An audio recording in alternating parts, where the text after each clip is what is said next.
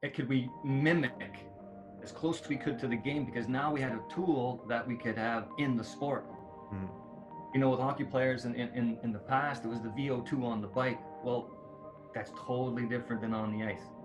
We can do way more with that guy. We can do way more with Brian. Sean's already in wicked physiological developmental. His ability is right up here. Yes, we can do some stuff with him, no doubt. But the other guy, we can do a lot more with. And all of a sudden, I see some guys, Moxy start, his THB start going down. He's starting to contract already. He's starting to use his energy before I even got to zero. I've never done him up a mountain, right? He says, we used to train up here when I was, training for the Olympics for the speed skating. I go, yeah, you guys were always injured. He goes, yeah, because we didn't have this. I said, okay, if you did it, I can do it.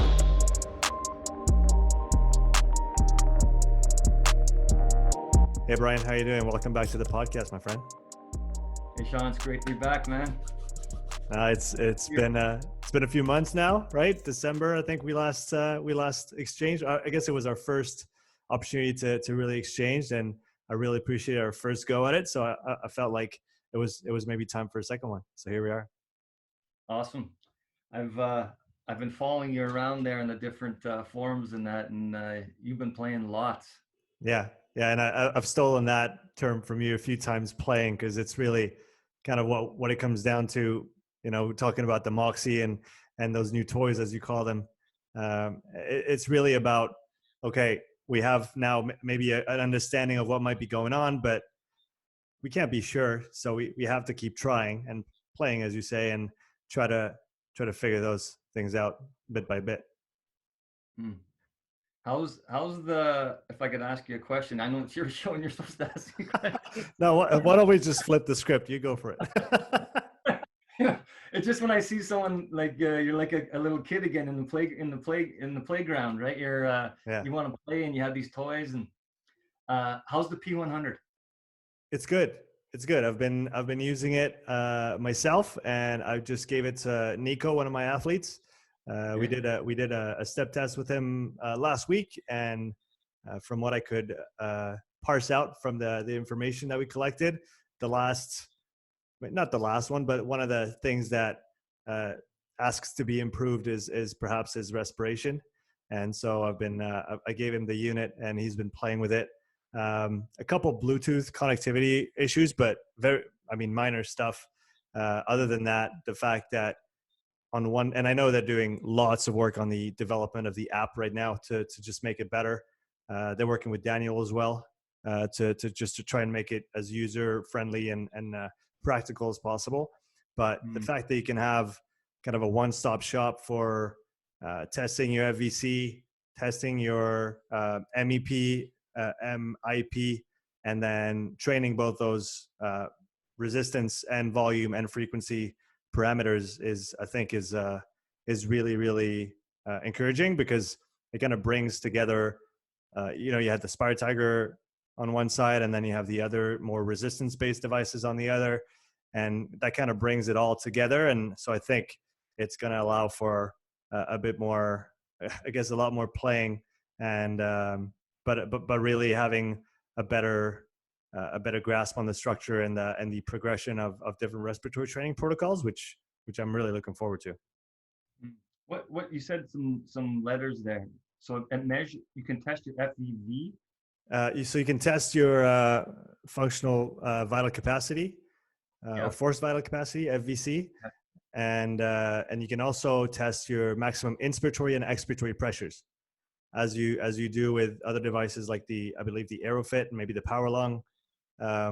They do that as well. So you can do it all on the one device, and then you can use percentages of your forced vital capacity as your training volume, or you can add some resistance to the inspiratory or the expiratory phases. Right now you can't combine them, but from what I understand, down the line you'll be able to essentially organize all those parameters as you wish, in whether it's intervals or different kind of setups, so that you can really organize your training exactly how you want, depending on those different parameters. What do you find as the most difficult? Keeping the inhalation? Are you over inhalation or over exhalation? So far, I haven't challenged myself super high. I was trying to just get acquainted with the device, and so I haven't worked super high, but I've just found it a really good feedback tool on just focusing on your breathing. I think that in and of itself is really valuable in my book. Just being able to actually focus on that process that is so important for performance and health both. But if we're talking about performance, just are you breathing where you need to breathe, or are you breathing with your neck and your shoulders? So I've been actually hooking up a band in front of me and around the back of my lower ribs, and kind of forcing myself to breathe in, kind of breathe into my back, so to speak. And I feel you can really feel everything working, and then having the device to encourage you to move a certain volume. It's really helpful. So I think, uh, again, I haven't been able to test it enough to draw any conclusions when it comes to performance changes and things like this. But just on the awareness side of breathing, I think it's a huge plus to have a tool like that to be able to work with. That's brilliant, putting the strap around you, so it's like someone putting a PT putting their hands and saying, put the air here. That's Mhm. brilliant. Yeah. Yeah. So that's been fun. And right now, Nico, my athlete, is using it about 3 times a week, and he's been doing well with it. And he can feel that it's work. Like the first time he used it, he was like, "Whoa, I can feel my back. Like it's work. It's hard work." So at first you think, "Oh, breathing, how hard can it be?" But once you focus on doing it properly and moving, significant volumes at high frequencies, you realize that, hey, actually there's room for improvement there. And I think that's been my major takeaway since starting talking with you and Daniel as well, is really that it is a very untapped facet of training. I mean, not for you, because every video that I see in your gym, everybody's got a Spire Tiger in hand. So you've made it a common thing where you are, but for many people still, especially down here, in Europe, I talk about those things and people look at me like I'm an alien. But when you just have to think about it for 3 minutes, and you realize that, yeah, those are muscles, those can be trained, and why wouldn't you if your goal is to improve your performance? How am I doing as the the questionnaire? You're doing great. Do you want to keep going? No, I liked that little reverse intro here. I've got many things I want to ask you. Like I said, since our last talk, I've been, like you said, been able to explore a lot of different things. There was one post that caught my attention on your Instagram. I didn't even know you had an Instagram, Brian. I had to find you between the cracks of the internet, and you posted a great post about hockey performance assessment.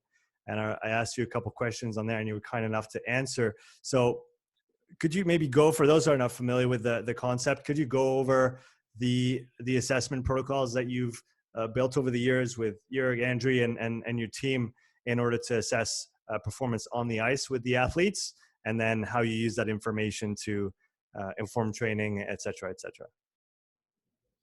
Okay, so to figure it out at first was super difficult, because we used to pull lactate.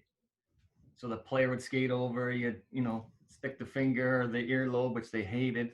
And then we're kind of getting like yesterday's news, because where's it coming from? And but anyways, it helped us, and it led us to the NEARS, to the Moxy. So then with the Moxy, we were still stuck in the old anaerobic aerobic model. And it's important to understand that we thought that, at first you're not using much oxygen at all. You're using these other energy sources. And then as you slow down, you go into this, into oxygen as a primary fuel source. Well, with the Moxy, as soon as the player started skating, we'd see the oxygen going down. We're going like, what's going on? so, He's going too so slow. He's doing aerobic work. he's going full out, right? So we tried to set up the protocol of what position, if he's a forward, or is it defenseman, or if he's a goaltender, so in hockey, could we mimic as close as we could to the game, because now we had a tool that we could have in the sport. Mm. with hockey players in the past, it was the VO2 on the bike. Well, that's totally different than on the ice. Guys like Daniel and the guys that have or Vernon, when they have these portable um, VO2, the VO2 Master and that, or the Pinoy, now we can use it in the sport. And that was the Moxy. Now we can see it live in the sport. So I pulled up all this old data about how long does a hockey player skate, and that's my background is hockey. And so I had an idea, and they didn't have GPSs back then. Like, it's not like now in the NHL, they tell you how long the guy's on the ice and how long he's on the bench. So we're kind of like, okay, let's it says a minute shift, and then you're 3 minutes on the bench. Well, can you imagine? I pushed those guys a minute on the ice full out. Like the one guy, he plays over in the Swiss League, the Pro League there, in Luongo. And he did 3 sets. He went for a whole minute.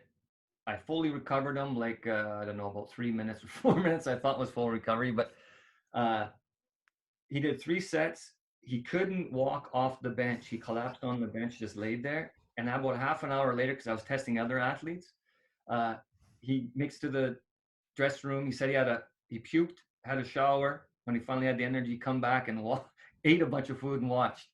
So I said, I think a minute's a little too long.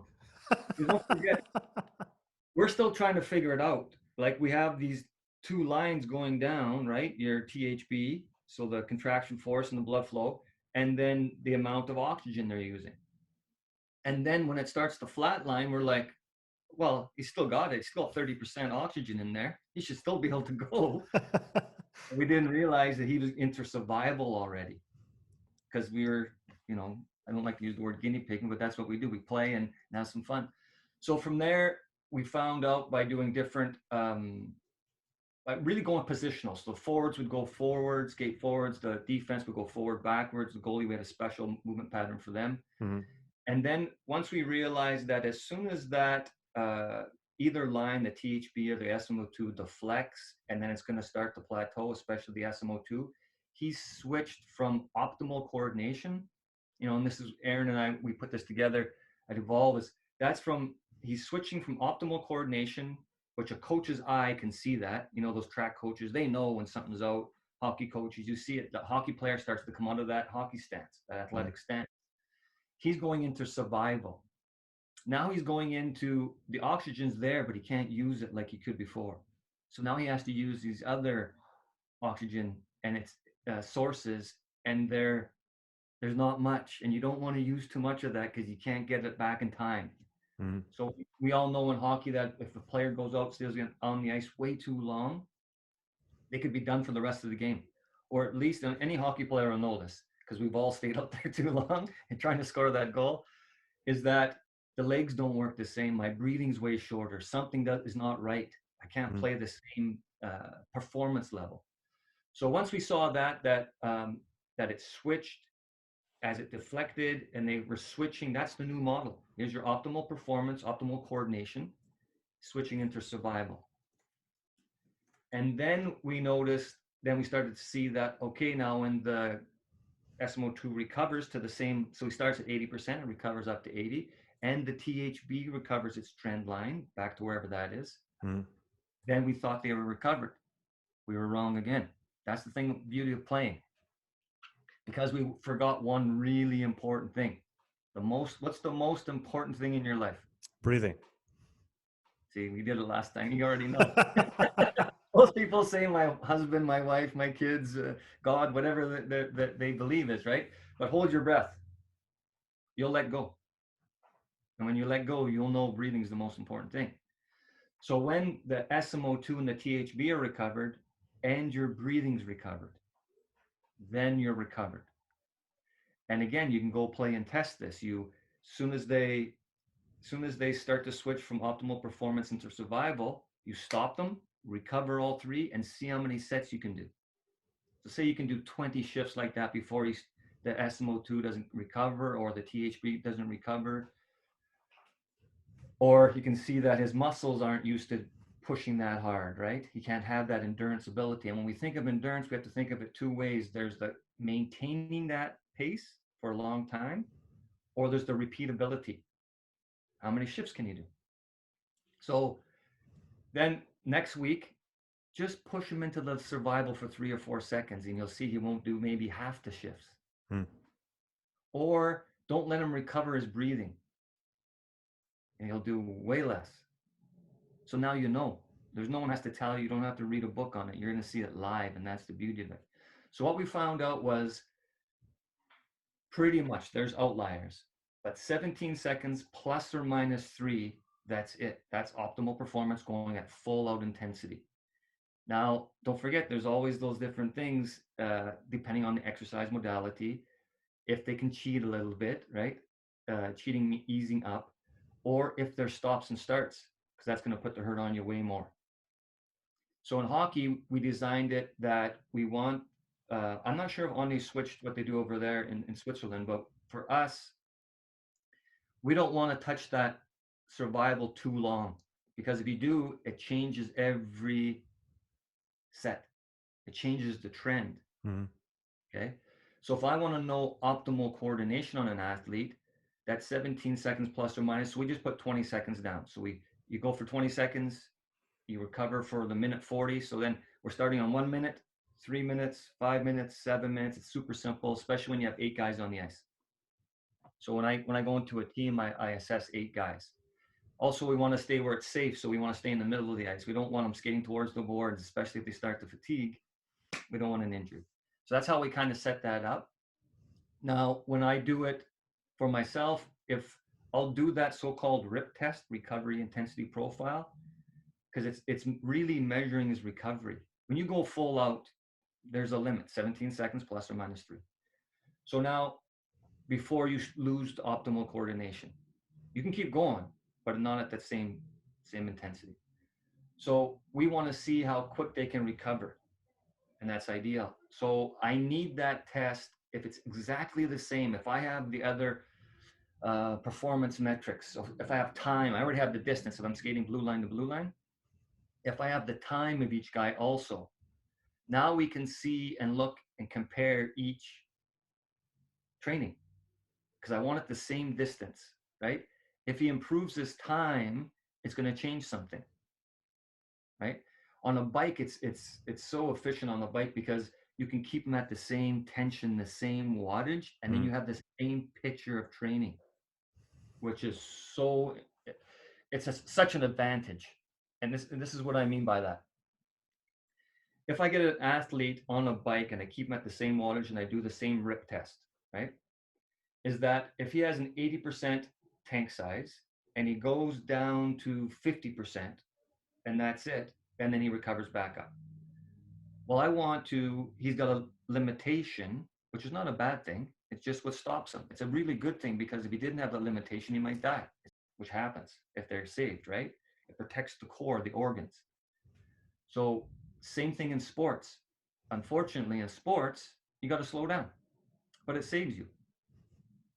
And that's why we come in and we train them so we can adapt to that, build more structure, and last longer, recover quicker.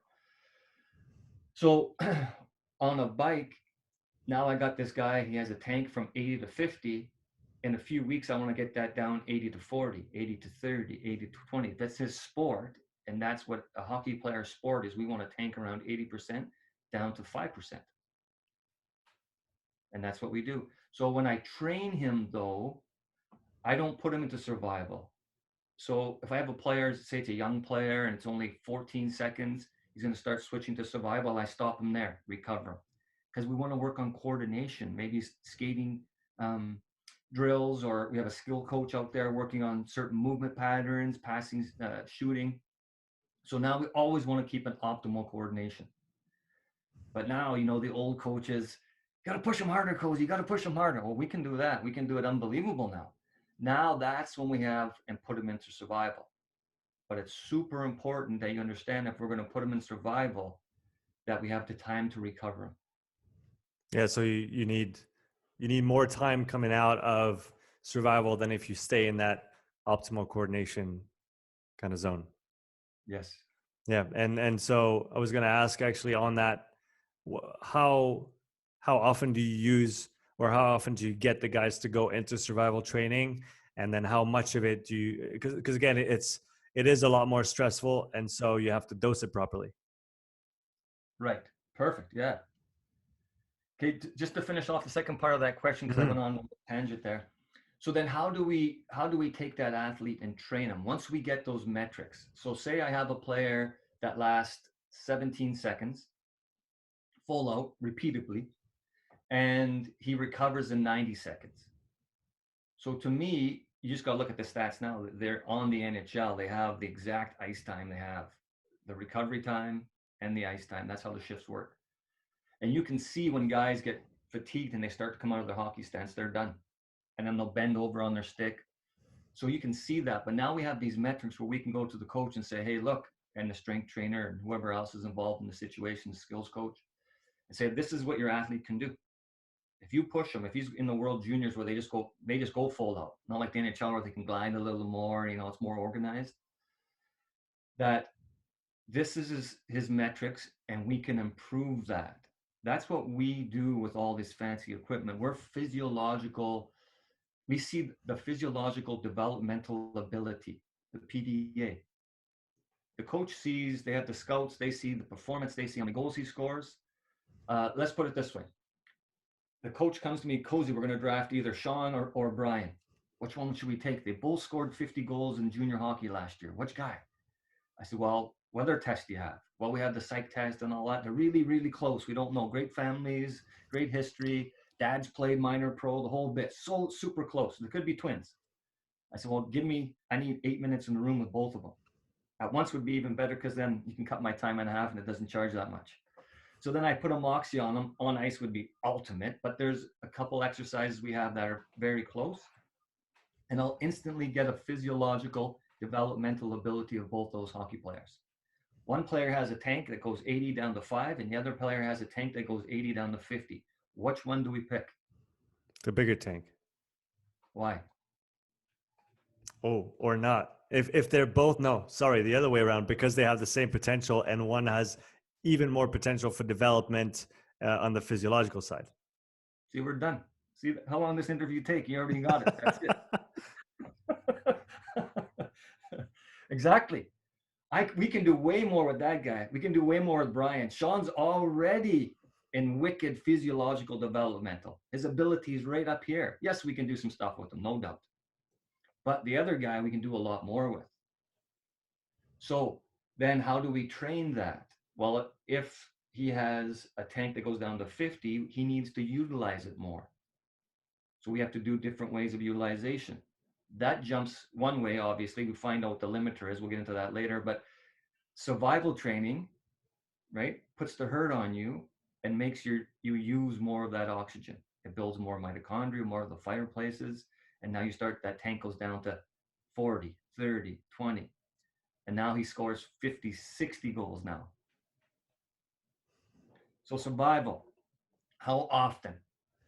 So a real cool thing is when we look at training, it's not so much looking at the training. Yes, that's pretty much every guy I talk to, any strength trainer, they're amazing at how they look and how they figure out different programs, especially nowadays with the social media. Guys are doing some wicked things.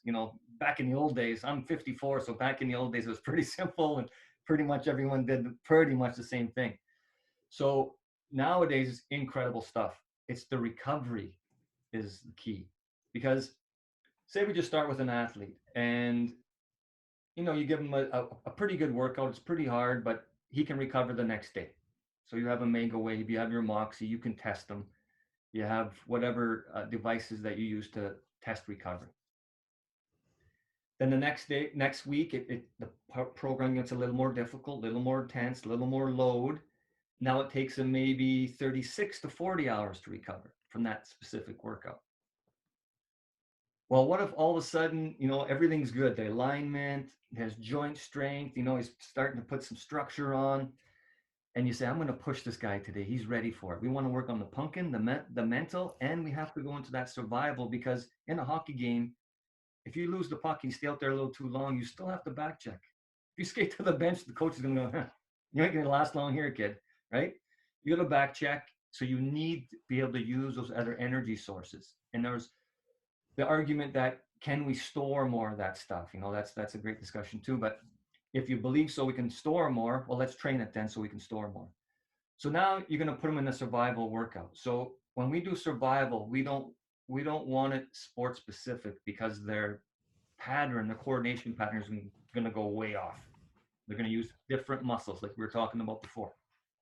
So say we do a simple thing of squats until that green line and brown line go down, and then the green line plateaus. Now we know we're in survival. The brown line the blood flow is going to go up because it can create a venous occlusion, and then it's going to go across, and now we have an arterial occlusion, and we have their tunes playing, we have me shouting, we have other athletes shouting to keep them going, because we don't want to get that line to come up. Say the guy's wicked mentally tough and he can last like say 50, 60 seconds. As soon as he stops doing the squats, immediately he drops down and does push-ups. But now the blood has moved down, just like when you're freezing on the mountain, it moves into the core. Now it's moved down to the legs. So before he could do 50 push-ups, now he can do maybe 8.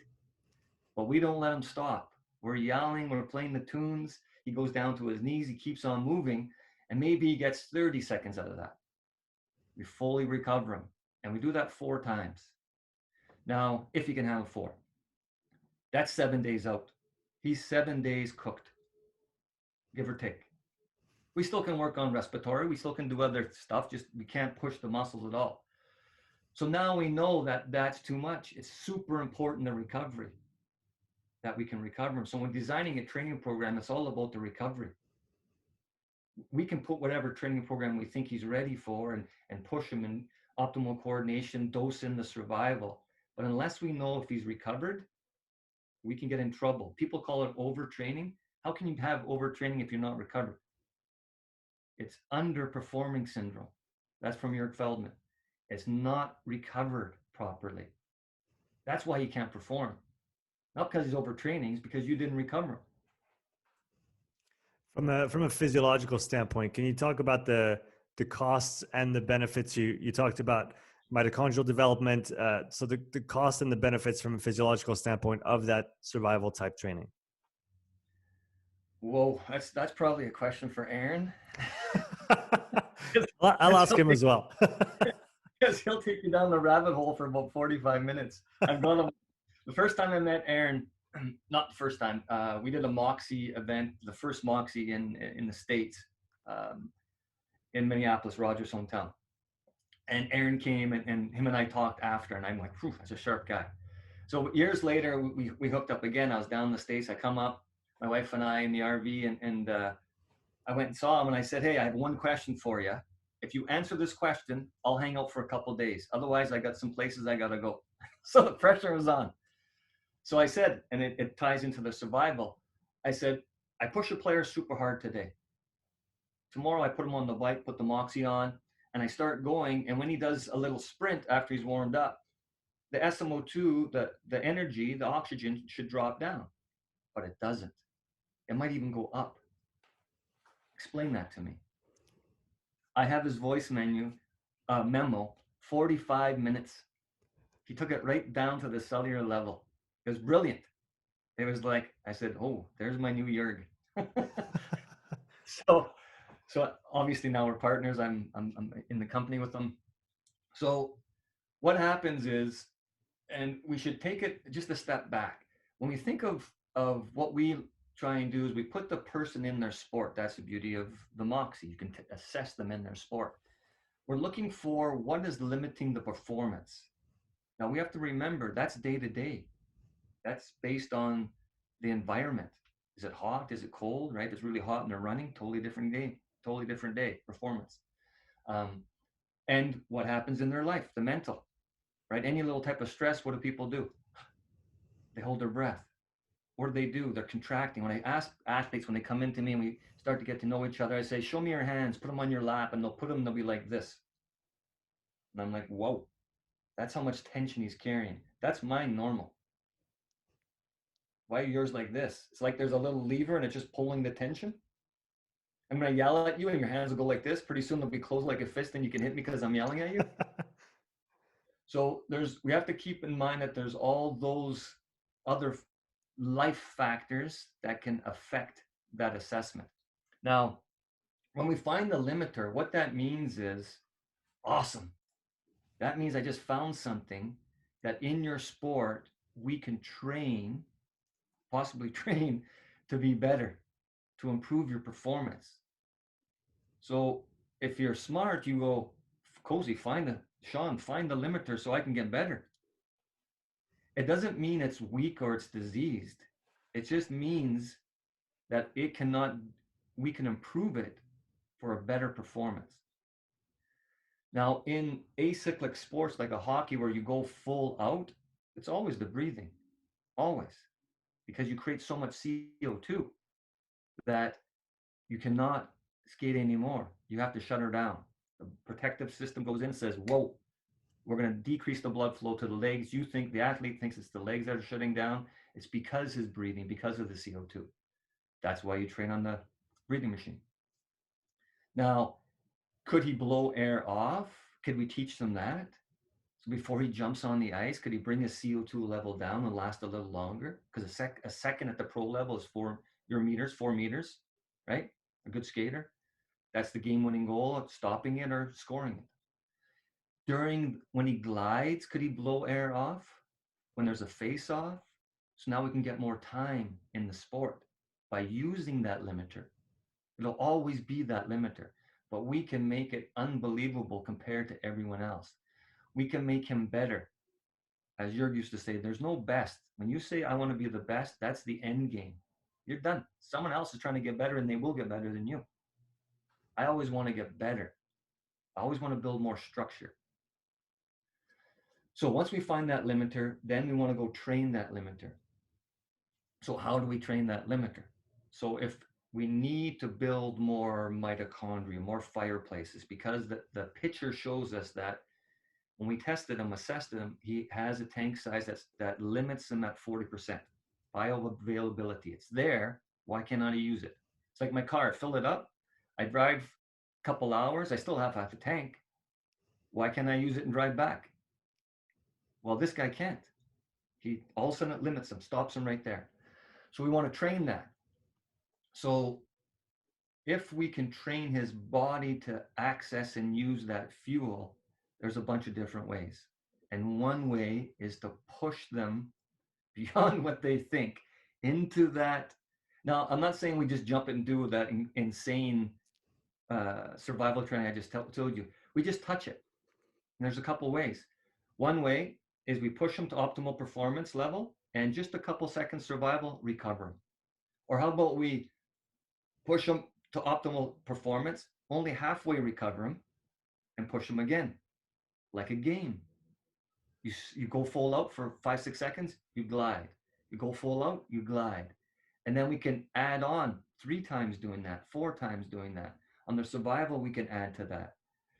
On the breathing, we can have them on a bike, on a slide board, and we can do the same thing, but we can limit his breathing. We can bring his CO2 level up. So now that chemoreceptor in his brain, there's no oxygen sensors, it's chemoreceptors. So there's a CO2 sensor saying, whoa, whoa, whoa, it's too high. You're going to blow something up in the pumpkin. Well, we can readjust that range so he can handle more CO2. And that's a deep discussion. That's what we're doing lots of research on. So now that will build more mitochondria. There's another way. There's a bunch of ways, but another way is, what if he's in the middle? His tank size is like 50 and it goes down to 30. I need both ends. I got to build delivery and utilization. Well, we know if we get an athlete and we do endurance, either type of endurance, on a bike for an hour straight, or maybe it's a hockey player, a soccer player, they do not like that. So let's go on the bike for 5, like sprints, little sprints, 5 seconds, recover, 5 seconds, recover. Same thing, get the same picture. But he can do that for an hour. Maybe we do 5-second sprint on the bike and then breathe for a minute. 5-second sprint on the bike, or 10-second sprint, whatever you want, whatever you figure, however he adapts. And now we're building that delivery system. We're increasing the CO2, opening, vasodilating the blood vessels, the highways, better delivery, better preload into the heart. So now we're working the stroke volume. We're getting a better base of all the systems. Now, just think, if your body and mind, if you build all this better delivery system, won't the body also build some better mitochondria to burn all that energy? It will. So different ways we can do that. Yeah, those are interesting because from the first kind of encounter I had with this way of framing things, it definitely sounded like survival was the bad guy. And I guess obviously with the wrong dose, it is like anything, right? But like you said, it is a question of dosing it properly, making sure that the person can recover from it, so that they can reap the benefits without being out of training for a whole week. Yes. Sean, it brings me to before we started, we were chatting before we got on the air here, and we were talking about, I've been listening to my mentor and then just taking what, all those years ago, 12 years ago, what it was, and then bringing it to what we know now and all the new stuff we have. And he goes and he talks about way back when I first started with him. And don't forget, he would talk for like 3 to 4 hours to my brain would hurt. And then he'd say to me, I go, hey, Juerg, that's enough. My brain's hurting. He goes, well, that's good. That means you have one. Just stick the next a little bit. So what he's saying is, you think you're such a good, then he'd give it to me like, you think you're such a good strength trainer, he says, because your guys are getting strong. He says, but I'm going to tell you something. When they come to you, a young lifter, young hockey player, and you give him a weight and he lifts it, and say it's 60 pounds to make it simple. And that's his max weight. But really, if he was in a life or death situation, he could lift 100 pounds. It's just that he hasn't trained that. So you give him this so-called fantastic cozy training program, and over a few weeks, he'd lift 65 and then 70. He could already lift that. You're just up-regulating all these different systems. Yes, you're teaching coordination and different things and how to recover. But overall, he says, it's not really you. He's just getting closer to his real max, that 100 pounds. Now he gets up to about 90 pounds, okay, say in 6 to 8 weeks. With that 90 pounds, now the mind is saying, whoa, whoa, whoa, you're getting too close to that. And if you go beyond that, with the system you have, the structure, you might cause damage to one of the organs. So it limits that. So now it has to respond. That's functional training. Now it's going to respond and build bigger muscles, maybe even splinter more muscle fibers, right? That's structure. If it's the cardiac system, maybe we're building the stroke volume. We're starting to build structure. That takes from 8 weeks to years. You look like a guy, like just to change a pattern, like a swing pattern, like Tiger Woods did so many times. I thought it was just so crazy, but he did it. But to what cost, right? It takes years to change a coordination pattern like that. So anyways, you bring this player up to almost his potential, 90%, give or take how mentally tough he is. He builds structure. Now he can lift more weight. Now he's down to 60% of that. Now 150 is his limit. And then you go through the process again. That's what the Moxy shows us. That's when we get an athlete 80% down to 40, and we trained that utilization down to 0. Remember at the start I said there's a rip test on the bike is the most efficient because you have every performance metric is the same. What he pushes, his wattage, his tension, his RPMs, and if I redo the test over weeks, at the end of 8 weeks, right? So he's at 80 down to 40, we get him down, 80 to 50, we get him down 80 to 40, 80 to 30, 80 to 20, 80 to 10. Now we got a hockey player inside and out, right? That's just the functional change. Now his muscles are going to grow, whatever we're going after. Now, when I test this guy, when he gets that tank down to there, and I start retesting him at that tank, 80 down to 10, it'll start getting less.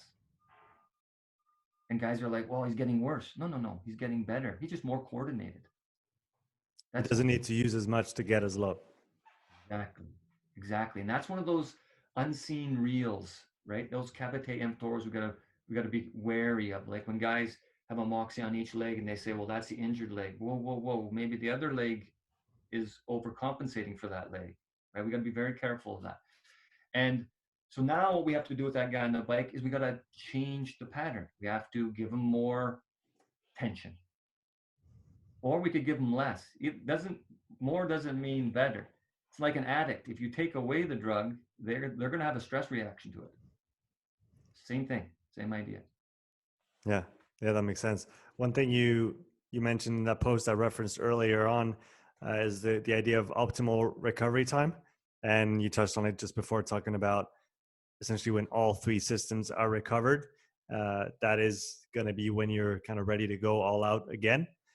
So if we talk in sequence, if we talk about the muscle itself, the cardiovascular system, or the heart, and then the breathing in that kind of sequenced order, when do you determine that somebody's fully recovered from a breathing standpoint? Is it the fact that they're not breathing hard anymore? Is it a rate that you're after? Is it a feeling on the standpoint of the athlete? What do you go for there? How much time do you have? Because this is a deep one. Go for it, my friend.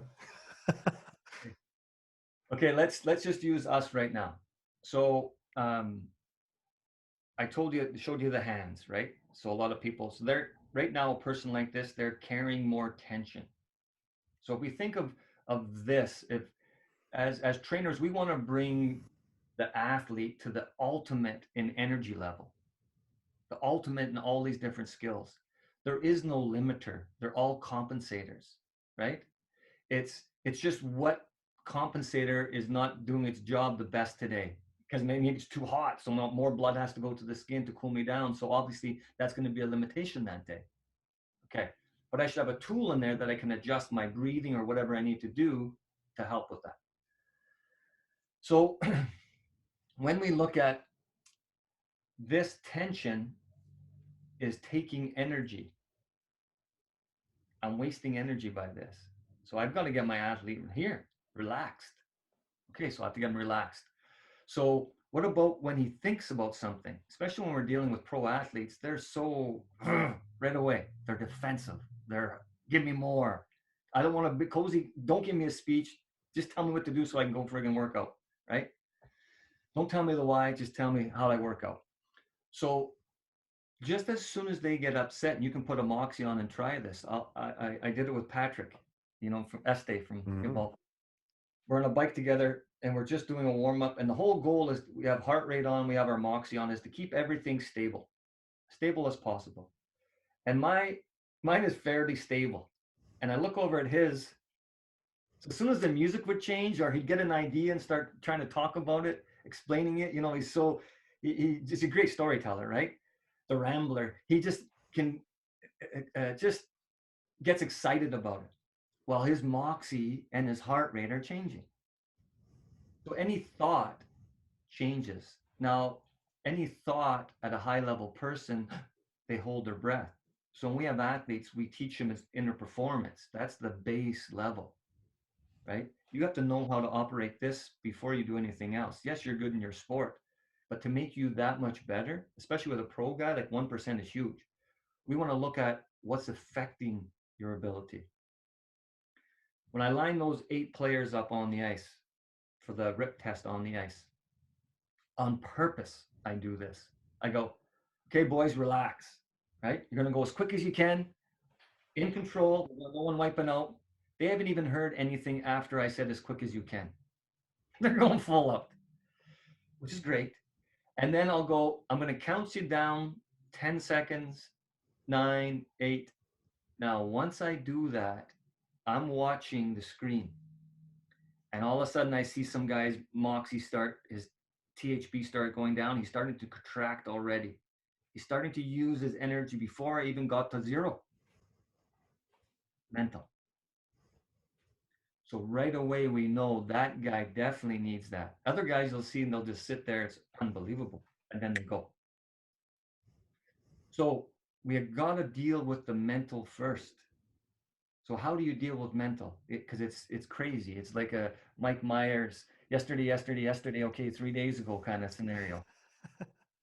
Is that I have to use my brain, my thinking to stop my thinking? Good luck, right? We've had this conversation before. My girlfriend doesn't call my wife, but when I was younger with my girlfriend, I started dating at 16 with her, ended up marrying her. She didn't call me at lunch, and I'm like, oh my goodness, maybe she maybe she found someone else, you know, or in high school, she wants to break up. I better phone her and break text, you know, I didn't have a text back then. I better phone her and break up with her before she breaks up with me. And all of a sudden she calls and she says, "Oh, sorry, honey. I know I call you at lunchtime every day, but I went to get her a gift because it's our year anniversary." Now the other side of my thinking goes, "Whoa, whoa, whoa, Cozy, you got to go down and get her a gift. You got to make supper for her. You got to do this. She's a great girl." Now, if I hired you as an advisor and you were telling me this information and I didn't call you, you better drop her right now. "Oh, she called you? She's the greatest." I'd fire you, right? You better not be in charge of my money. Financial advisor, because you're telling me both sides of the story. So, what can we use? What tools? Well, breathing. Breathing is the first thing that you did in this world. That's the last thing you'll do. You, as soon as you came in, you inhaled and then you exhale. You inhale and you exhale. That's your best friend. It's always with you. And then at the end, once you exhale, if you don't inhale again, game over, tilt. The pinball machine is done. Okay. Well, how many people breathe efficiently?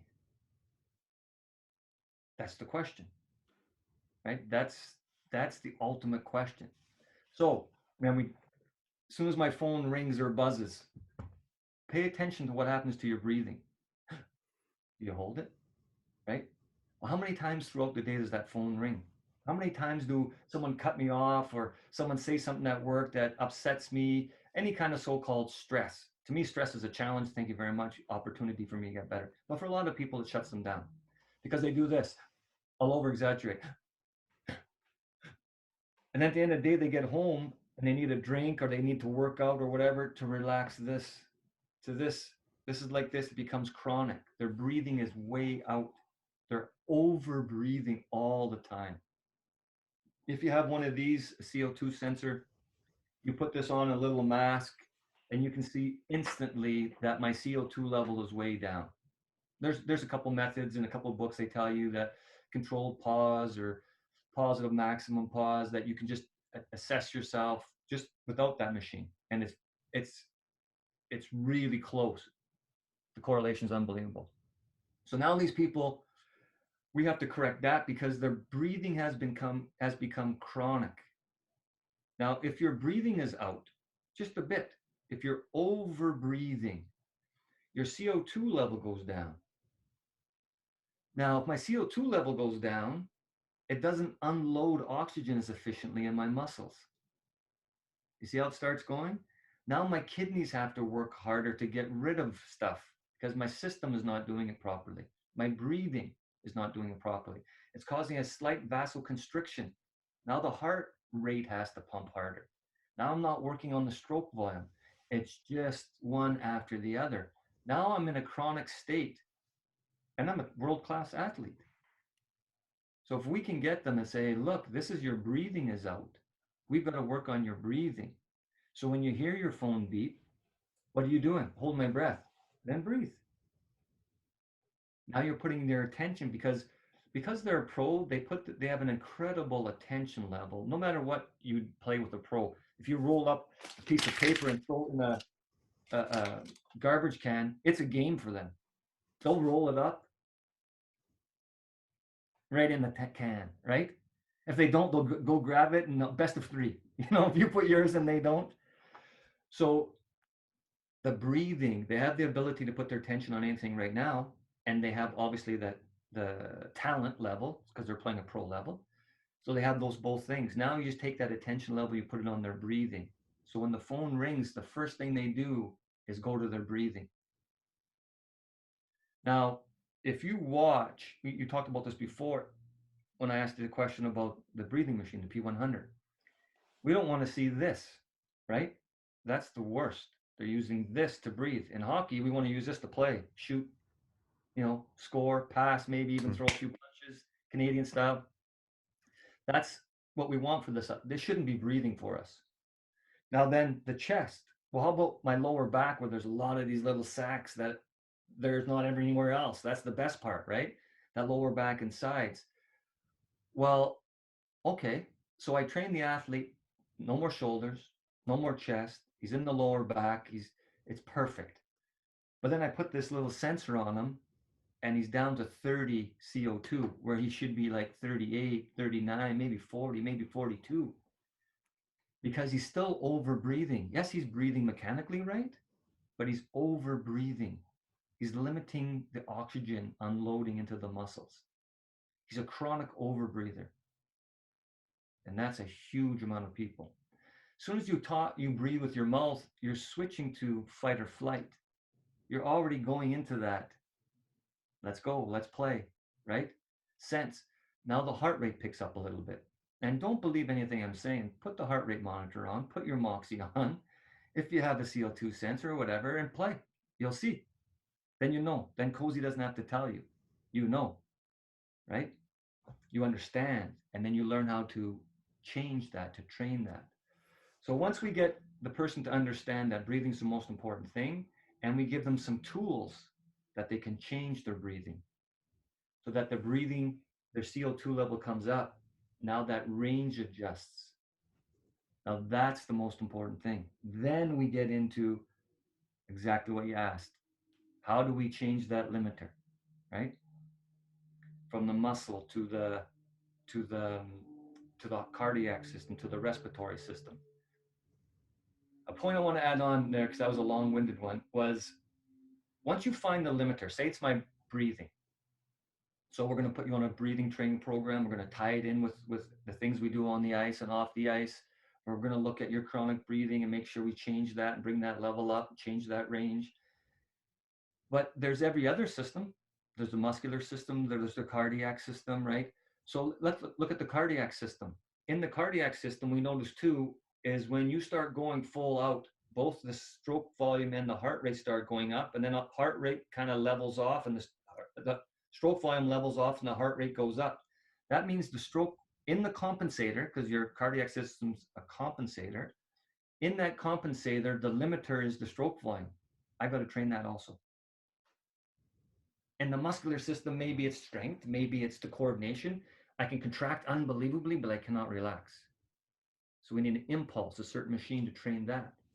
So in each limiter, also in each compensator, there's a limiter in that too. Right. So it's levels within levels, where the respiratory side, you mentioned a couple aspects of it, but on another level, we could talk about inhale ability and exhale ability, where you could be limited by one or the other.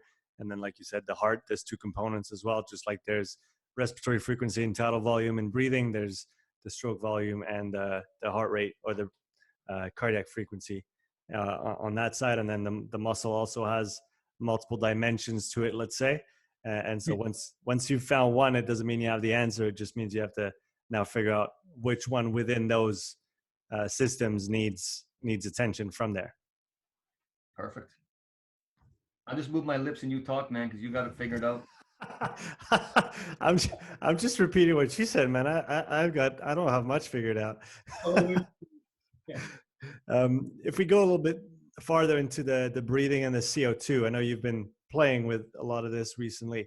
So what have you found that it's been interesting or eye-opening for you in the last maybe few weeks, a few months on that side of things? Oh, yeah. So the thing with the breathing, just what I said before, is about. I'll tell you a story. So way back when Juerg and I were figuring this out, we would just playing with all the different equipment and all that stuff. After an athlete would they would finish their workout, whatever we had them doing, we would go around and we just put this mask, just hold it right here, and we have them breathe, so we'd see the CO2 level. Now the idea of that was the athlete worked out hard. Say he did a bunch of sprints on a slide board or sprints on a bike or whatever he was doing, squats or lunges or whatever, and he was creating a lot of CO2. So we figured we'd find that their CO2 will be really high, and we want to blow that off. We want them to breathe that off. So then we give them a certain breathing protocol. And once that breathing protocol gets back into range, they were done. And then they can go home. So what we're doing is we're decreasing the recovery time by the kidneys or whatever else your nutrition and everything else, you're going to do that. But we were essentially trying to decrease the recovery time, because back to the question you had before about survival, how many times can we get survival in? Well, ideally, our top guys can do it twice. That workout I described, they can do it twice at peak, twice a week. So instead of recovering in 7 days, they can recover in 3 days. Incredible. So the strength gains are through the roof. So when we want to test their recovery, but a lot of athletes, after that workout, their CO2 was low. How does that make sense? Well, it only makes sense is that they're chronically over breathing. So that has Aaron and Patrick and myself, and we've been, this has been a long process of trying to figure this out. How can we train that, efficiently train that? And you have to go right back down to the bare bones of what I'm talking about, is why the thinking is creating that breath hold. That thinking is creating that speed up like a dog in a hot car. And that's where we have to undo that. That's what we have to get to. That's that. If you're building a house, you start with the basement, right? And then first floor, second floor. And then in the breathing, now, once we have that base, once we have that great range, and then how do we train the breathing itself? So you mentioned the respiratory frequency and the tidal volume. First of all, when you stick that thing in your mouth, like the P100, you stick that in your mouth, you're not used to it unless you're a diver. So it'll be the coordination. You'll either inhale too deep, right? Or not enough. Or if you talk it the other way, your exhale might not be enough. So most people, they don't exhale enough. So it's like a person with sports-induced asthma. They come off the ice, and it's like they're already full of air. They think they're empty, so they're like this, and they go, I can't get any air in. I know, just let it out. No, give me my puffer, right? And then when they got to do the puffer, exhale. They're already full of air. It's just we can switch it. Now there's different causes in that, but I'm saying a lot of people, we find out it's because there's something rewired. We can rewire and train that. So same ideas. When you first start training the breathing on a machine, the idea is you want to get the coordination of the inhale, exhale. That's the key, right? You give them the volume that they already have. The bag size would be whatever it is. What's a little different with the P100, it does some of the work that it does, that figuring out, which is really cool. But on the older sparrow tagger, so say for you, it might be, how tall are you? 183. Whoa, yeah, 6 feet. 6 feet. Okay. So your lung capacity is what, 6 liters?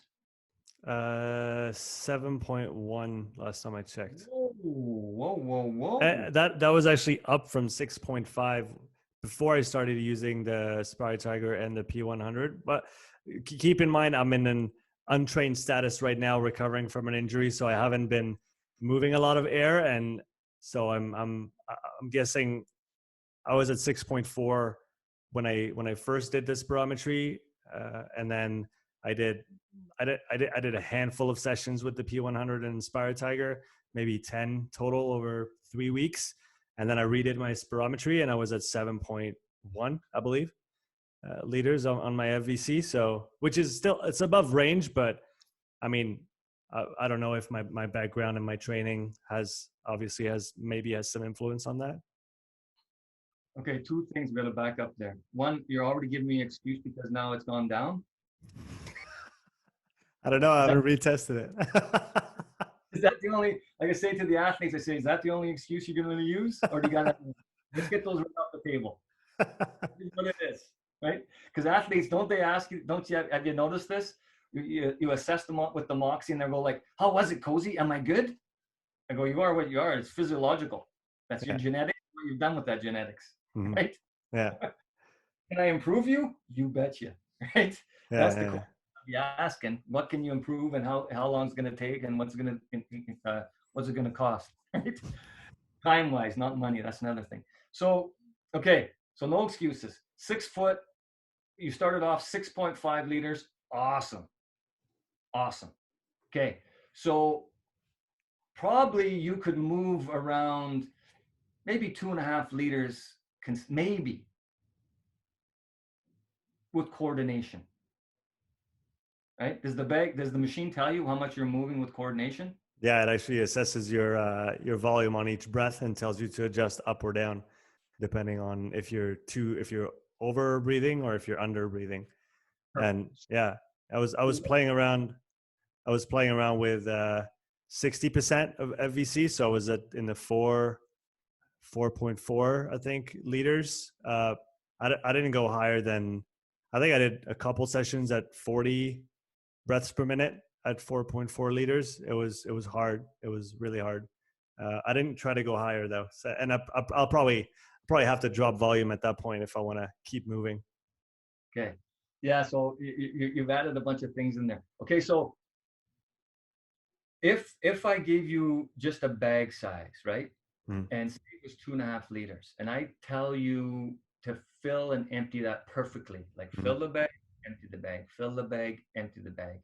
If that's the and no rate, you can breathe as slow or as fast as you want. So it's more what you do, right? What you normally do. So now you fill and empty that bag at 2.5, right? If you can't fill it enough, obviously I make the bag a little smaller, 2.2. If you're overfilling it, right, I got to put a bigger bag. So we put a 3 liter, we clip it off. Now you can move, say, 2.8. So really, you can inhale and exhale 2.8 liters, which would surprise me. Like when you say you're doing 4 liters, I gotta check that machine out, because either you're going to be using these, you won't be sitting when I'm breathing full, like for me 3 liters, and I have a lung capacity of, I don't know, I can breathe, I can fill a 6 liter bag up and down, but my lung capacity is only 5.8. Explain that one. But anyways, there's a reason behind it. But anyways, for me comfortably is a 3 liter bag. Okay, that means it's perfect inhalation exhalation, perfect, right? Perfect. If I'm over inhaling, right, I don't exhale enough. And that's the majority of people you'll find. They don't exhale enough properly because there's a ratio. On the old Spiro Tiger Smart, they had a program, I still have the program, that it hooks up a wireless to your computer screen, and it would give you the percentage of inhalation, exhalation on whatever you're breathing. There was only one guy, and don't forget, I've been doing this, 17 years, 16, 15 years, somewhere in there. Only one guy ever was perfect 50-50. One guy. Like thinking I'm training 100 to 300 athletes a year minimum. I do hockey teams, assessing and training, you know what I mean? So every year, there's only one guy 50-50. So it's such a skill. But anyways, once you get that inhalation, exhalation relatively the same, then you can start to play, right? Because the goal is you want the most volume, right? That it doesn't take the most energy for your sport. What happens is when we assess with VO2, FitMate, Panoe, whatever you're going to assess you with, in your sport, you'll see that all of a sudden the tidal volume and the respiratory frequency go up. The tidal volume, just like the stroke volume, levels off, and you increase with respiratory frequency. Don't forget, this is dead space, right? So now you have to minus this from whatever air you're moving. If you're only moving 0.5 liter every breath, you're breathing 70 breaths per minute. You're moving a lot less than that, 0.25 less than that. So super important that you can increase your volume. You need both. But most people, first they have to get the coordination, then work on the volume, and then respiratory frequency. You mentioned another thing. You're rehabbing from what? I injured my back a long time ago, about 2 years ago. And so I'm just, learning to move my spine again because it hasn't done that in a while. Now, when you breathe, does it hurt your spine at all? No. Okay. I know it did at some point in some acute phases where I couldn't take a full breath in and I felt a restriction, but that's been gone for a while. Okay, so that's another thing when we talk about when we first start training people on breathing machines is you want that perfect inhalation, exhalation. You don't want to be hurting. If you're causing any pain, something's wrong, right? Yes, it's going to be hard because you're not used to that. You know, like you said before, no one thinks breathing is difficult until they have to get on a machine and move a little more air.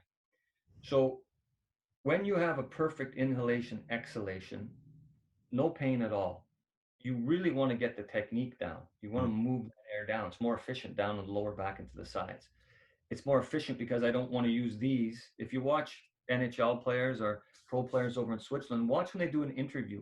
They've come off the ice, took their helmet off, put their gloves on the nice heating thing that they have nowadays, unbelievable, or get a new freaking pair. Then they fix their lid if they got any hair. And then they're going to do it. It's been a minute or two, and they're still breathing like that. And they're a pro player. They're using the muscles that they shouldn't be using for that. So really important is get that technique down pat, get the air moving where it should, and then you can start moving more air. Now, if you put a Moxy on your VL and you did a sprint on the bike, for example, or squats or whatever, and you started 80% and you went down to say 20%, can you do the same thing just breathing on that machine, not moving your legs, just sitting still? Can you create the exact same physiological picture on the Moxy? I guess you could.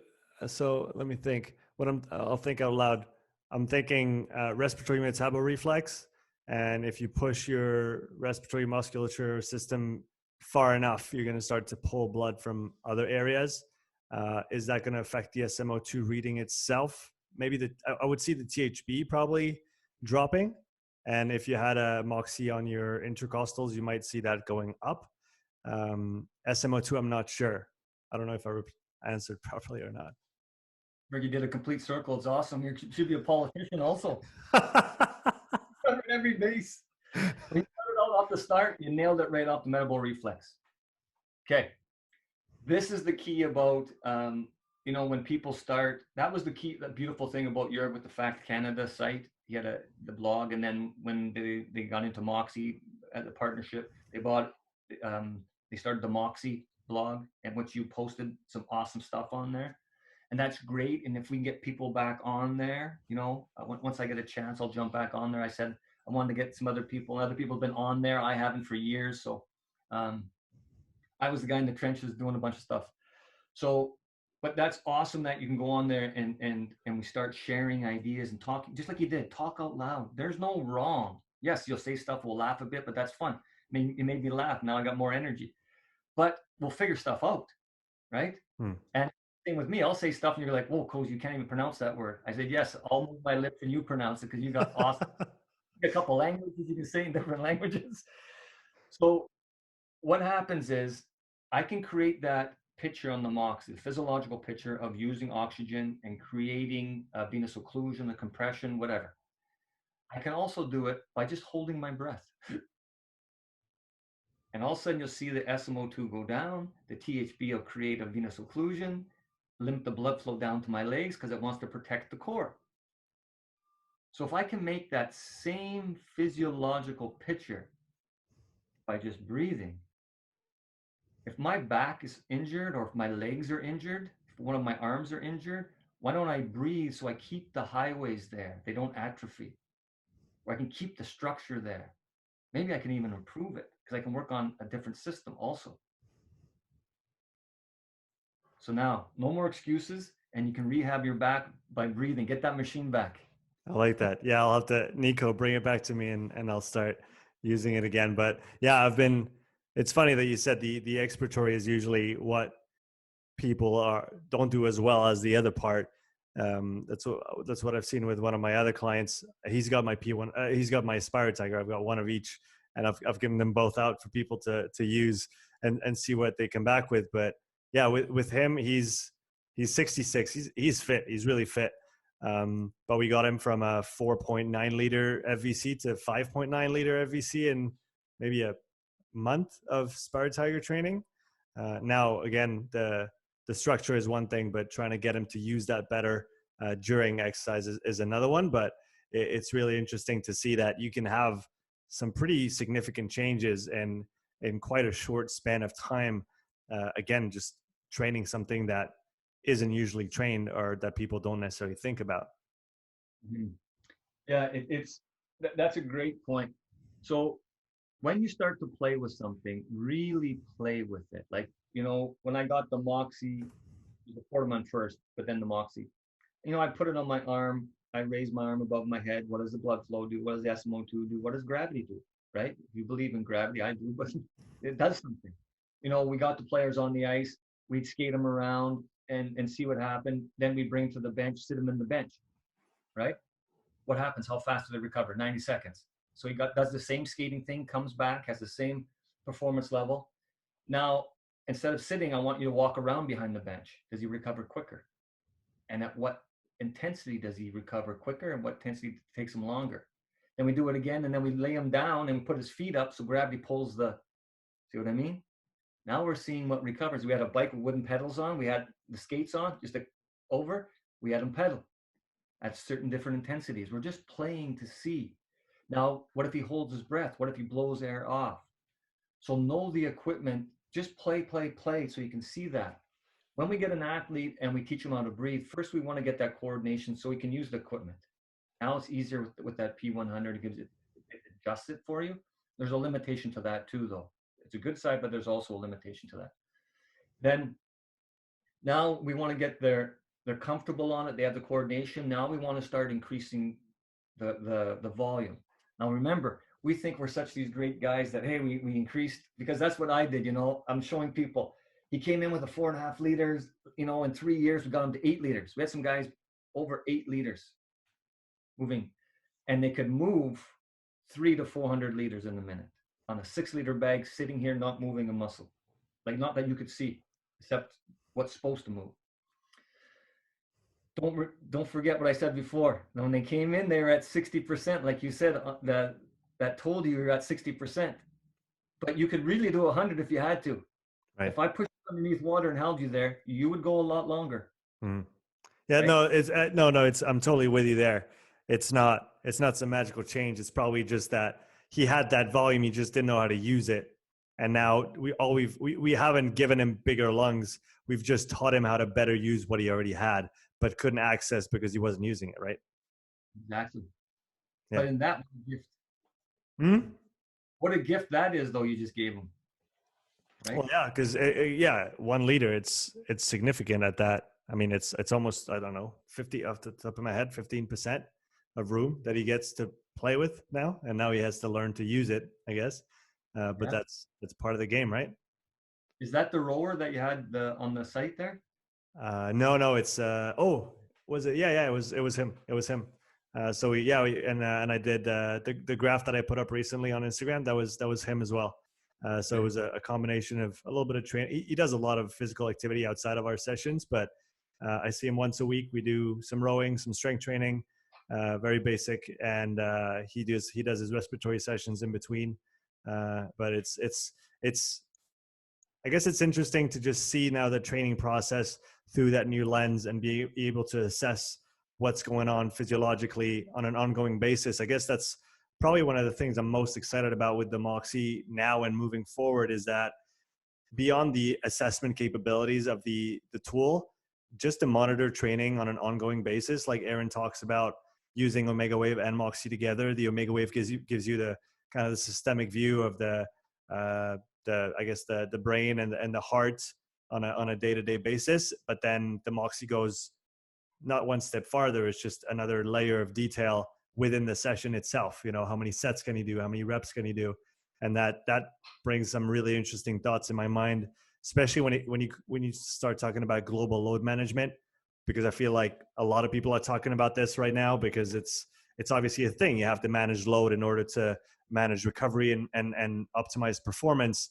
And there's all these things that are put in place to optimize or to manage loads, talk about GPSs, quantifying sprint meters and stuff like that for field sport athletes. But now you have a tool that can give you on a set by set basis or on a rep by rep basis, are you actually producing the adaptations or doing the work that we want you to do or not? Which means potentially you can save a ton of volume that you wouldn't have to do and then recover from just because you know it wasn't productive volume because you have the direct feedback. That is beautiful, man. Well, thank you. That was good. I can say I'll just move my lips because that was perfect. That's exactly what we do. Maybe, you know what, let's play devil's advocate a little bit. We did talk about this off air before, but maybe getting into the idea that there's a lot of people that are going to get their hands on Moxys in the near future. What are some of the pitfalls or some of the things that we need to pay attention to when it comes to using a device like the Moxy? I'm thinking, maybe not putting all our eggs in one basket kind of thing. For the new users out there, what do they have to keep in mind, even though that technology gives us a lot of really, really valuable information if we know how to interpret it and then use it? But at the same time, what are some of the mistakes that we can make with it? Great question. Okay, so first of all, was the most difficult for me. Was the most difficult for me because Juerg put me through it. Andre was there also, and another hockey player, and his brother, and a player I trained. She ended up running my training center out in BC. Shelby Ballandine, she was over playing hockey overseas. We were in Juerg's hometown. What's the Davos? With the amazing rink. Outdoor rink is. Have you ever been there? I have not. They got an outdoor rink that has a roof that opens up and closes. Like natural ice. It's unreal.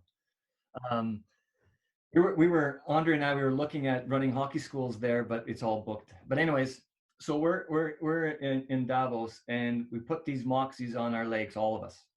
Now, Florin, the brother, he has diabetes, so Juerg had a different protocol for him. But for Andre, Shelby, and I, it was explosive hockey jumps up that mountain to that restaurant way up there, up that ski hill. And I looked at Juerg, I go, I'm 48 years old. I show the hockey players and I look smooth because I'm only doing one or two, right? You're going to do these hockey jumps side to side. I've never done them up a mountain, right? He says, we used to train up here when I was, training for the Olympics for the speed skating. I go, yeah, you guys were always injured.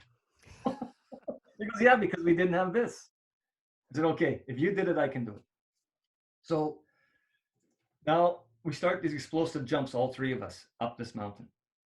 Now, in our minds, I already know, because I've been working with this technology, with the peripedal, the Portament first. I already know that don't go into survival. But it's still in your mind, the anaerobic aerobic model. You know what I mean? Like, there's no way I should do these sprints up this mountain, these explosive hockey jumps up this mountain. There's no way I'm making it up there. But I'm saying, hey, it's a challenge. Let's do it. So I have a watch on. So there's no graph. So I go by feel, right? And as soon as I feel my breathing going to start to change, I look at the watch and I can see it's going to, it's like 80, 70, it drops quick. All of a sudden, 60, 50, 40, 30, 20, 18, 17. Now it's starting to go into survival. So I stop and recover. I recover my breathing, the feeling, and then I go again. So I go past the restaurant because in my mind, it didn't make sense.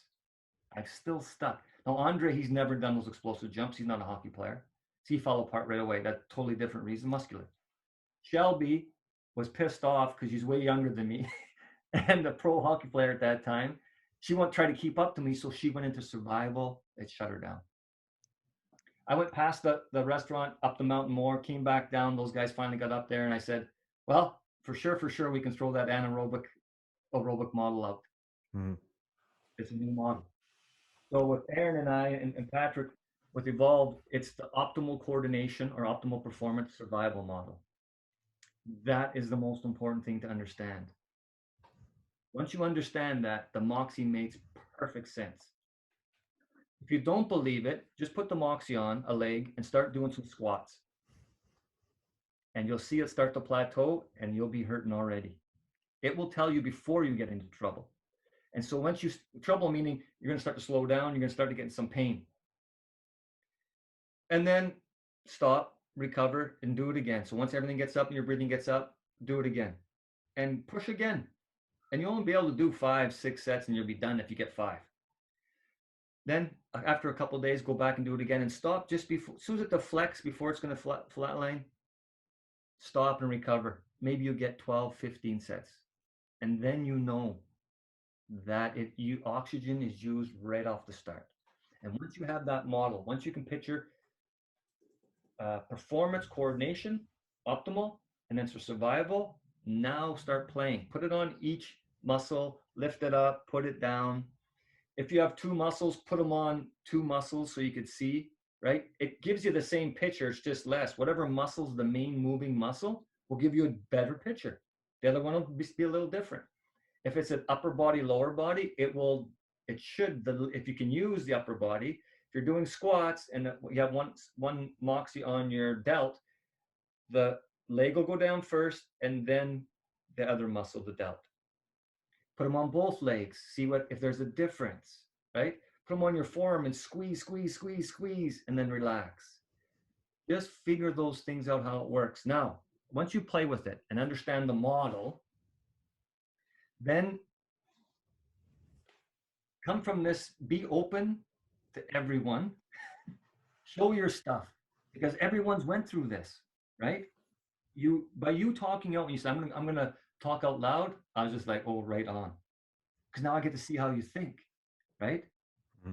Now you want me to do the same thing. So we do that on these blogs. We do that on your show here, right? So people can take this and go learn, share it. So then we can all get better. Okay. So now you have this Moxy. Just go by what you see, but think there might be something behind it. So let's say you want to know at first, as I put the Moxy on my forearm and I squeeze, the brown line and green line go down, that's a compression.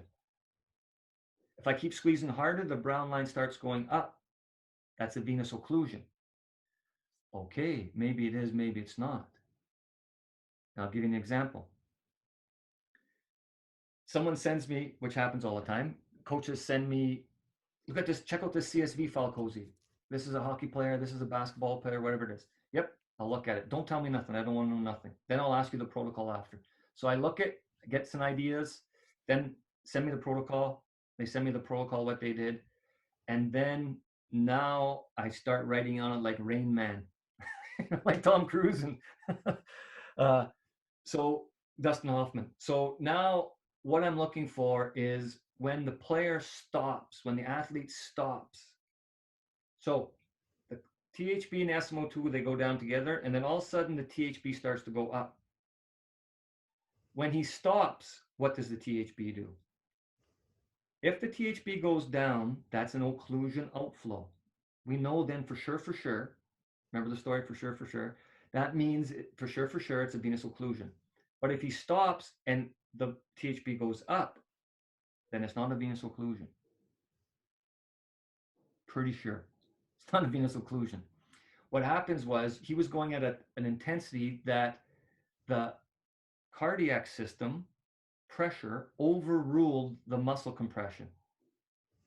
So he's actually giving more blood to that area, even because you'll see sometimes when you're doing a warm-up, when you start and you put a little bit of tension, it goes down, say you're biking, and then it slowly starts to come up. That's what's happening. The systems, they lag behind.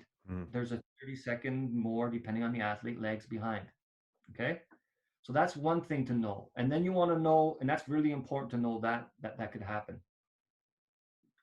Another thing is sometimes, the other thing, you want to look at the trends, right? Not just one. Look at the whole forest, okay? And see the whole picture of it. Now, I'll give you another example. You and I are going to do sprints. And as soon as the coach yells, go, we sprint, right? On mine, it immediately goes down, both the SMO2 and the THB. But on yours, it goes up a bit. And then after a couple seconds goes down. What does that mean? You're not as good as me? Mine goes down right away. I can use mine more. Or are you better? You have more time with yours. Here's, we got to think. Now we're starting to think, talking out loud. If I had a garden hose and I put a board on it, that's where the Moxy is, and I stepped on that board, where would the water go? It would go both directions, right? So on the muscle, it goes venous. It can't come back because there's the safety valve, right? But it goes arterial back, pushes it back, and that oxygenated blood comes back in once you release a little bit of pressure. So that means you might have way more powerful, forceful start than I do. That's what we want to see in hockey. And then nice and easy, nice and easy. So those are the things we got to start thinking. Why do I see that? And then get on the forum, or find someone like Evolve that can help you out, or find someone like you that has experience and ask questions, right? There'll be one crazy one that you might see if you ever work with someone like a rower, if he's a top guy. You'll see that, say you're doing like a 5-1-5 with them, right? Say you're doing a 5-1-5, and when he relaxes, right? Normally the THB and the SMO2 will go up for that minute relaxation, then come down, then he starts putting tension on again, right? Rowing. Then he relaxes and goes up. On new rowers or highly efficient pro guys, you might see where when they stop, it goes down. The SMO2 or the THB? Both for a bit, but then the SMO2 will go up, but the THB will go down for sure. Mm-hmm. Why? So the THB going down for me after a work interval, that would be the occlusion outflow reaction, where there was a blockage, so there was an accumulation of blood volume under the sensor, and when they release the muscle tension, now the blood volume can go back out, let's say, and so we see a drop of that volume under the sensor, and then the SMO2 going down. From what I've heard, and that's maybe something that you can shed some light on after we've dealt with the question you just asked me. I've heard that it was a respiratory supply deficit when you had a SMO2 drop at the end of a work interval, at the beginning of a rest interval. But I don't understand what that means and how and what it's caused by. It's something that I've heard used as a term, respiratory supply deficit, but I'm not actually sure where it comes from and what it means, or why that SMO2 would drop after a work bout. So maybe you have that answer. Okay.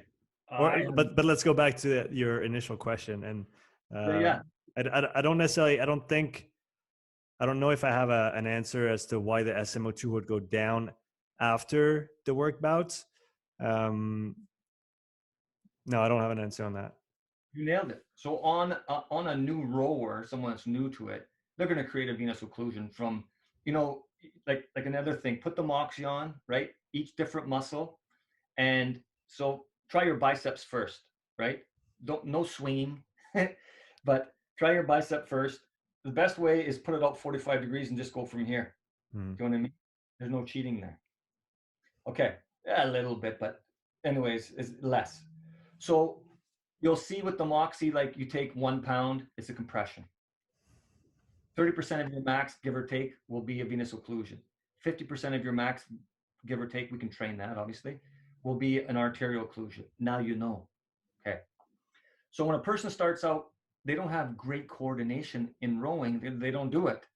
You're going to get possibly, even on a bike, venous occlusion. You get big hockey players on a bike, they get a venous occlusion right away. They don't have the coordination of the pole. They can push, can't pull. So now, that's normal, a good possibility. But why is an experienced world-class guy doing that? Why is he getting that same picture? At lighter loads, he's getting it. And then as he gets harder and harder, why not? So we put another Moxy on and we can see what happens there.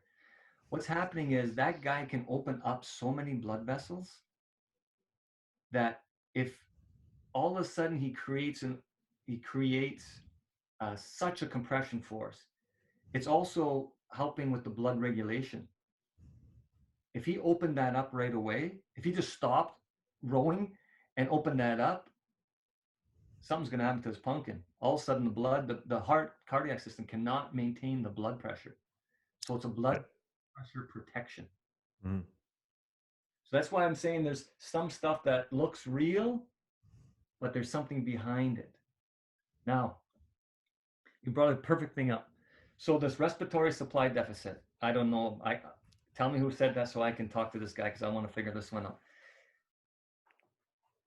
Just test it. I don't have to argue it with them, which I love. I married an Italian. Obviously, I love arguing. For 3 hours and discuss things. It sounds like an argument, but we're just sharing the love. So when you squeeze really hard, right, and let go, no problem. The Moxy at first will let go. Then do it again. And do it a bunch of times. Let go, recover, do it again. All of a sudden, it won't let go right away. The contraction force stays there. The muscle stays there. As you start to fatigue, certain things are going on. You can ask Aaron this question. You should write this one down. There's different things that are happening way down to cellular level that can cause that. But basically, we have an impulse machine. We test it. People that, when they first start on an impulse machine, they're moving that sled 1 time per second. Overtraining, you get it 6 times per second. Now your hockey shot's way harder. You hit the golf ball way further, the baseball way further, tennis ball harder. So we know that. When the indoor climber for the world record, his ability creates a venous occlusion, that powerful little blip on the Moxy, and then releases it as the other hand's doing it. And then release, contract, relax, contract, relax. So if they're starting to fatigue and they hold on, the SMO2, you stop. Because if you watch it, pretty much everyone's SMO2, if you go hard enough intensity, it keeps on dropping when you stop, right? But if it goes for a long time, right? If it's a V, I stop moving, the SMO2 goes down a couple more percentage, then it starts to go up in the V. Good job. If it it goes down and then it goes to like a U, well, then the ability to blow the CO2 off is a limiter. Or it might, like you said before, it might be a muscle coordination issue where you keep the contraction longer than you should. Yes. And that, I guess that's when you were talking about Aaron, what that brought to me was all the pumps at the cellular level. So we talk about calcium, we talk about all those sodium, I believe, as well, and then you got water, and then in and out of the cell, and then depending on that, you are going to restrict the ability for the fibers to actually fire properly, and as a corollary to that, relax properly. And that's probably the big, it is. And that's been, I guess there is this graph, maybe a little tangent here, Brian, but there is this graph from the Russians back in the day where they show the difference between a beginner and an elite level athlete and their ability to contract and relax different fibers. And the biggest delta is not in the contraction speed, it's in the relaxation speed. And so that's, like you said, that's where the best make the difference, is that they can essentially polarize their contractions to the point where it's on when they need it to be, and it's absolutely off when they're done, so that they can recover better and faster, and then do it again at a high intensity than you and I could, because we're probably essentially leaking energy by staying contracted longer than we should. Does that make sense? Absolutely. That's what we see. Mm-hmm. If you change the Moxy set at a 2-second delay, what you're seeing has already happened. You know what I mean? It's delayed 2 seconds. You can change that so it's quicker. You'll see when a hockey player or a runner or whatever, when they start taking off, it'll be like a venous occlusion, relaxation, and then into a compression. If they're a very efficient skater. If they're not, it just stays in the venous occlusion, right? Depending on what you're doing, the exercise modality. The other thing about the Moxy, to finish that was a beginner, is play. So I always say put a heart rate monitor as much as you can. Yes, it doesn't give you the stroke volume, but the THB, that's another question. The THB can give you the stroke volume in certain situations. But the reason you want that on is, say I have you doing a bunch of sets, whether it's a 5-1-5 or say it's a rip test, and your heart rate goes up each successive set. And then all of a sudden it plateaus and then it starts to go down. Whoa. Now, Why is that happening? Is the cardiac system the limitation? So then if I was doing, I would just do another set, and say you're on a bike, for example, and now I just give you some dumbbells, light dumbbells, and have you do a movement pattern for the next set Hmm. to see if the heart rate can go up. Because then we know it's not the heart rate, because now it goes up because you added 2 more limbs to it. If the respiratory supply deficit, if that's what you think, if you've checked the muscle, that is the relaxation, you can train it. There's certain machines like the impulse. Also, just have him hold his breath at the end. Hmm. Do things, then you can see what happens if I hold my breath. Oh, it does go like a U, right? Then you know. Or have him, if possible, breathe at a little faster rate. If he can, if he's trained, right? Have him breathe at a little faster, deeper rate so he can move more oxygen, move more CO2. Then maybe you get a better V in that. So see what you see, try, talk to people about it. Ideally, you got to find an expert, right? You know, with us, with Evolve, we have a webinar coming up. We used to do the seminars. It was so fun. Get all these pro guys coming and college guys and that. And it's such a great place to exchange ideas. Zoom's a little different, but still, you learn what we have and how we use it. So we have this webinar coming up. And then from that, we have mentorship. So guys that want to dive deeper. So if you want to know all the stuff about the cellular stuff, we got Aaron. You want to know more about the body, we got Patrick. If you want to know about the breathing and all that ties in, and a guy in the trenches, we have me, right? So then we mentor you through those steps, because yes, they've made it relatively easy. And when Roger comes out with the new app, which is going to be awesome. That's all the stuff Juerg and I wanted in there years, and Andre obviously wanted in there years ago. We'll be able to overlap stuff. You'll be able to hit stop. You know what I mean? So when guys send me those, that's the other thing. If you're going to send someone a CSV file or an Excel sheet, make sure you start the person out on the same time, like either on the 30-second mark or the minute mark, right? If it's not a rip, if it's just you're assessing the athlete in the gym, that way, when I can look at it, I can see that. That's very important. I know exactly when you started them and when you stopped them. It makes my job a lot easier. I don't have to look more in depth. And that's good for yourself when you want to compare stuff and look at stuff back, because the new app, you'll be able to overlap each one. Like I have a program, I do it manually, which takes a lot of time, but we'll overlap each set. So if I have a Moxy on a player during a game, I want to look at each shift. And then I have the video, and I can go over the video and say, whoa, something's going on here. No, that makes sense. And yeah, for everybody listening, go check out all the stuff that Brian and Aaron and Patrick are putting out with Evolved. Like you said, the webinar. Brian, the last thing I wanted to talk to you about is the book. You guys are working on a book, and that's really exciting because I feel like it's lacking in that department. I mean, in the field in general, there's a need for that.